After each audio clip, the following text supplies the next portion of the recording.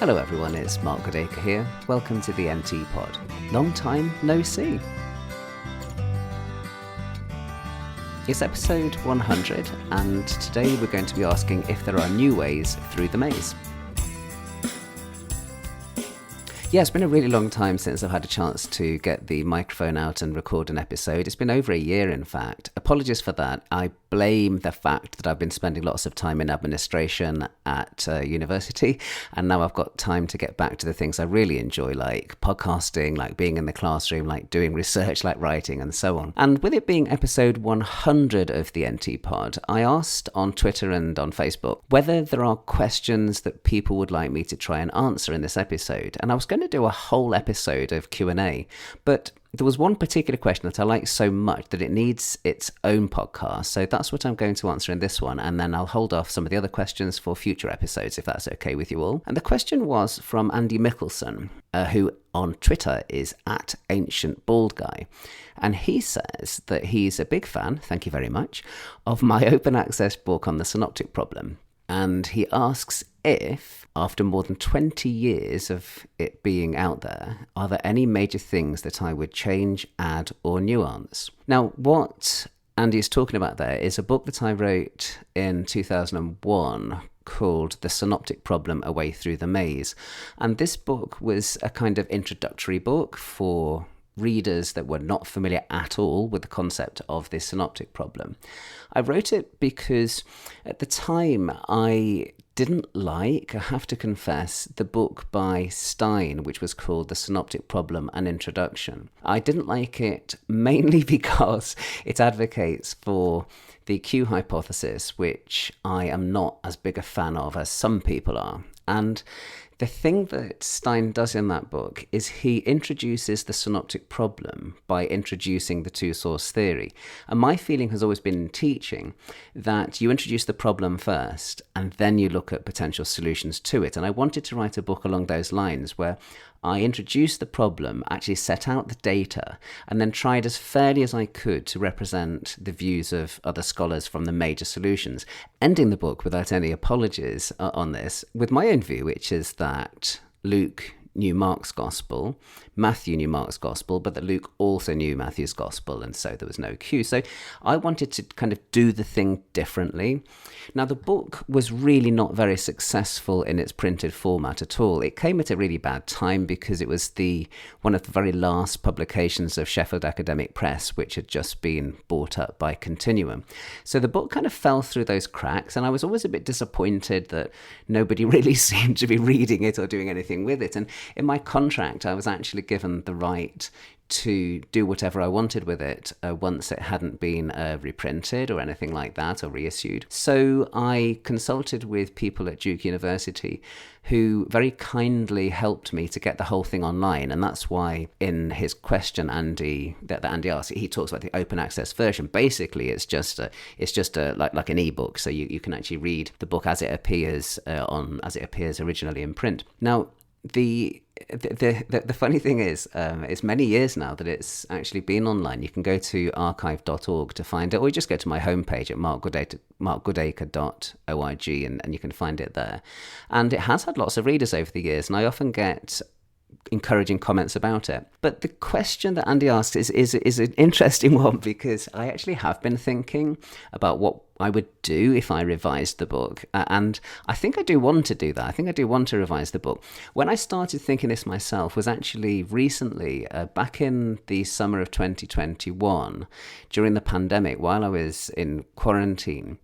I began writing a piece that's very similar to it for the New Oxford Bible Commentary at the request of David Lincecum and Jane Heath, two of the people involved with that project. And I wrote the piece there called The Gospels in Synopsis. For the original Oxford Bible Commentary, it had been written by Henry Wansborough, who was actually one of my teachers, and in fact one of my doctoral examiners when I did my DPhil in Oxford. And they asked me if I would write the piece, The Gospels in Synopsis, and the piece that I've written is actually almost as long as A Way Through the Maze. And of course, I wanted to write something different from A Way Through the Maze, so I had to reconceptualize how I would do it. And there were several things that I've done in that piece. It's not published yet. They're hoping that it'll be out sometime in 2024 or 2025. But There are several things that I do in that piece that I liked, and I think I would incorporate into any future revision of Way Through the Maze as well.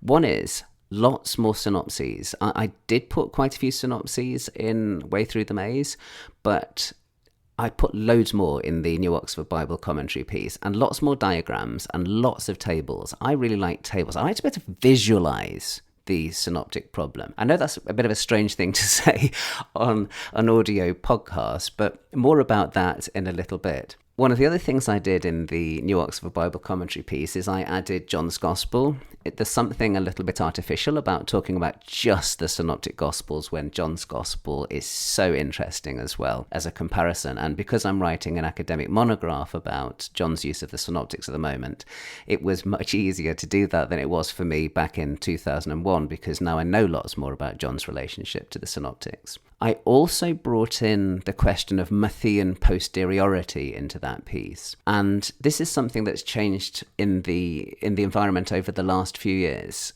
When I wrote The Way Through the Maze, and when I subsequently published a year later The Case Against Q, Matthean posteriority was just not much of a thing. And now Matthean posteriority is the view that Mark's gospel is still first, just as it is on the Farrer theory.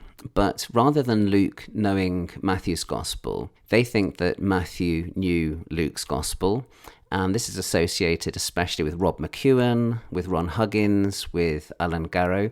And I've written a piece on that I've written an article on it, asking why not Matthew's use of Luke, which is me attempting from the Farrer theory perspective to say why I think Luke's use of Matthew still makes much better sense of the data than Matthew's use of Luke. So that would definitely go into the book. I think it got one sentence or so, something that Alan Garrow has given me a hard time about ever since.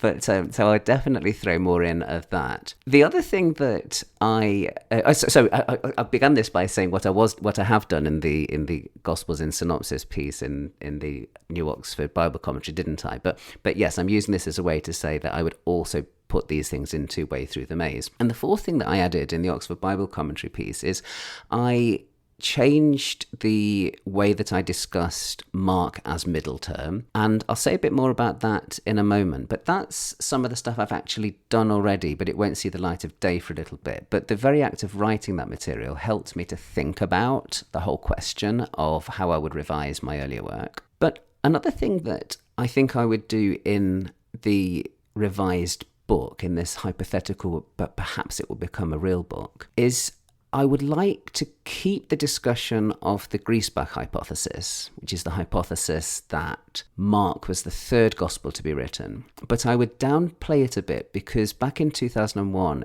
the Griesbach hypothesis, also known as the two gospel hypothesis, was a really, really important player in the field. It was It was just really influential, and many discussions of the synoptic problem were between two source theorists and Griesbach hypothesis people, and the Griesbach hypothesis is just so much less popular now. So I think I would frame that differently, but I would still want a really big discussion of Markan priority in the book. So I think the way I would do it, I wouldn't give so much time to Griesbach specifically. So I would keep the discussion of the Griesbach hypothesis in there, but I think I would make it more of a general discussion of Markan priority, because partly what I did is I argued for Markan priority by arguing with adherents of the Griesbach hypothesis. And in fact, when I wrote The Way Through the Maze, the way I set up Markan priority was by initially talking about Mark as the middle term. Now, I mentioned this a moment ago.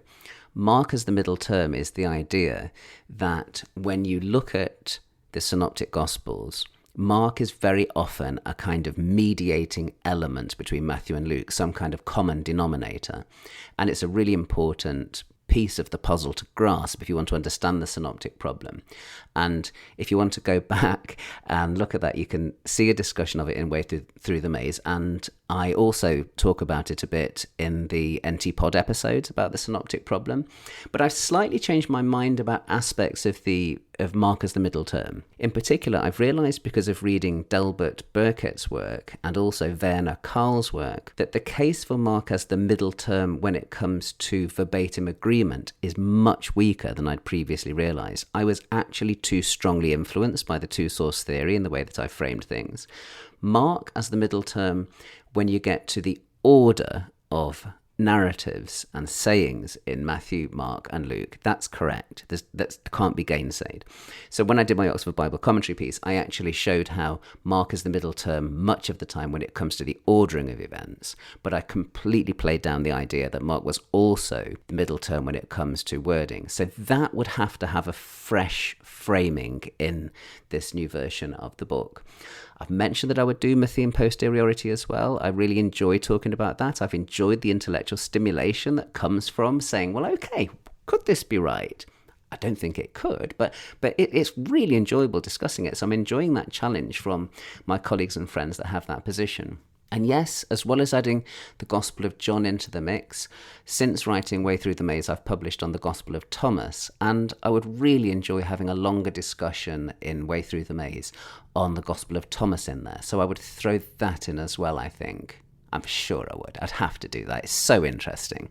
So I think all of that means the book would be a bit longer. The original book was only about 40,000 words, but I think if I could expand it to about 60,000 words and incorporate all these things, that would be great. And there'd be one more thing that I would do. One thing that is really interesting these days in discussions of the synoptic problem, and not just the synoptic problem, but other things in gospel study, is looking at how writers wrote. This is such an important issue, and it wasn't discussed enough in previous generations of synoptic scholarship, including by me. I have done lots of thinking and lots of research about how the Farrer theory in particular looks on the basis of some of the new media realities that we understand better now. And I can't wait to share those with people. In fact, one of the things that I really want to talk about is how ancient scribes worked. And I'm writing a piece at the moment on that topic. And I'm thinking of sharing an aspect of it on this podcast, but it needs to be shared visually, which does bring me to something else that I want to share in this, especially as we're on to episode 100, which is that I'm hoping to release some video episodes of the podcast. It might be a disaster. I'm not abandoning the audio podcast. Don't worry, this is still going to be here, but I'm going to try where visuals are needed to do some visual material. And on that topic, I definitely need some visuals. I want to show you some pictures of some really, really interesting things. And not just on that, I wrote an article a year or two ago about the tomb narratives in the Gospels. I would like to share a bit more about that. And I would also like to go And what's more, I'd like to go back to one or two older NT Pod episodes where I can actually use some visual materials to enhance them. I don't mean like illustrating the old episodes. I'd re-record, stuff. But where I can show you things, I think it actually might help. So definitely watch this space for that. On a similar topic, the back catalogue of the NT Pod is gradually getting uploaded to YouTube. So for those of you that would rather access this on YouTube, it's there just with a kind of static graphic. And as that's there. It should be complete fairly soon. It takes a while to upload them all up there, but that's ongoing at the moment. I've also had requests to make sure that the podcast is available on Spotify and on Amazon, and I've done both of those as well, so you can now find the podcast there. But you've always been able to find it on Apple Podcasts and on anywhere else that good podcasts are found. So thank you very much for listening to this 100th episode of the NT Pod, and I really hope it won't be a year until the next episode. In fact, I know it won't be because I've already got it recorded and in the can, and I'll be releasing it soon. It's always a pleasure to have your company. You can find me on the web at podacre.blogspot.com or just search on the internet for Mark Goodacre's NT Pod. Thanks a lot for listening. Bye-bye.